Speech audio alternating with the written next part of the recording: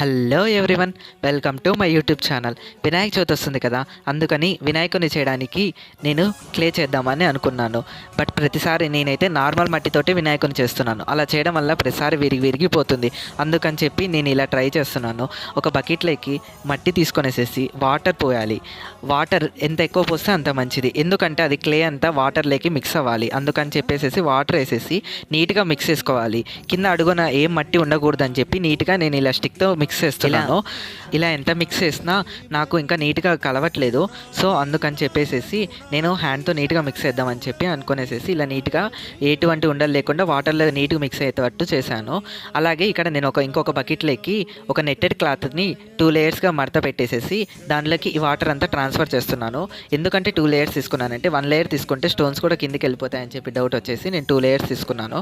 So ఇట్లా నాకు wastage అంతా చాలా మిగిలింది. ఒకవేళ నేను కానీ నార్మల్గా చేసింటే ఖచ్చితంగా నాకు వినాయకుడు విరిగిపోయి ఉండేవాడేమని డౌట్ వచ్చింది. అందుకే నాకు ఇన్నిసార్లు విరిగిపోతున్నాయేమో చిన్నప్పటి నుంచి చేస్తున్నా అనుకున్నా. బట్ ఇప్పుడు నాకు అర్థమైంది క్లే వల్లనే అని చెప్పేసి. సో నేను ఈ వాటర్ని మొత్తం ట్రాన్స్ఫర్ చేసుకున్నాను. నాకు చాలా స్టోన్స్ వచ్చాయి. ఇలా ఒక 30 మినిట్స్ వరకు కదిలేకుండా ఉంటే వాటర్ అంతా పైకి నీట్గా తేరి మట్టి అంతా అడుగుకి వెళ్తుంది. ఇలా మనం చేసుకుంటే ఇప్పుడు మనకు వాటర్ అంతా పైకి వచ్చేసాయి కదా, ఇలా నీట్గా ఈ వాటర్ అంతా ఇటు పక్కకి ట్రాన్స్ఫర్ చేసుకోవాలి. ఇదే అసలైన టాస్క్. ఇది చేసేటప్పుడు కింద అడుగునున్న మట్టి కూడా మొత్తం పైకి వస్తుంది. అందుకే నిదానంగా చేసుకున్నాను. ఇలా ఒక 3 to 4 టైమ్స్ వేసుకోవాలి, ఎందుకంటే మొత్తం వాటర్ రావాలి కాబట్టి. ఇలా వాటర్ అంతా నీట్గా సపరేట్ అయిపోయాక ఈ సాయిల్ని మొత్తం నేను ఒక క్లాత్ బ్యాగ్లో తీసుకుంటున్నాను. మీరు క్లాత్లో అయినా తీసుకోవచ్చు, బట్ క్లాత్లో తీసుకుంటే ముడి ఊడిపోతే మొత్తం సాయిల్ అంతా కింద పోతుందని చెప్పేసి నేను క్లాత్ బ్యాగ్లో తీసుకున్నాను. ఈ సాయిల్ని అంతా నేను దీంట్లోకి ట్రాన్స్ఫర్ చేసుకుంటున్నాను, ఎందుకంటే వాటర్ అంతా ఎవాపరేట్ అయిపోవాలని చెప్పేసి. నేనైతే ఎలా వస్తుందని చాలా యాంగ్జైటీగా ఫీల్ అవుతున్నాను. బట్ నాకైతే అంత టైం లేదు.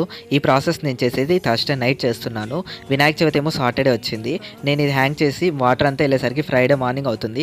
1 డే పడుతుంది అట్లీస్ట్ వినాయకుడు చేయడానికి అనుకునేసి నేను ఇలా హ్యాంగ్ చేశాను. బట్ 1 అవర్ ఆగి చెక్ చేసా కూడా నాకైతే అస్సలు వాటరే వెళ్ళలేదు. అందుకని చెప్పి నేను ఆ సాయిల్ అంతా ఒక పిల్లో కవర్లోకి ట్రాన్స్ఫర్ చేసేసి ఒక 2 స్టోన్స్ పెట్టాను. అది వాటర్ అంతా పోతాయని చెప్పేసి చెక్ చేశాను.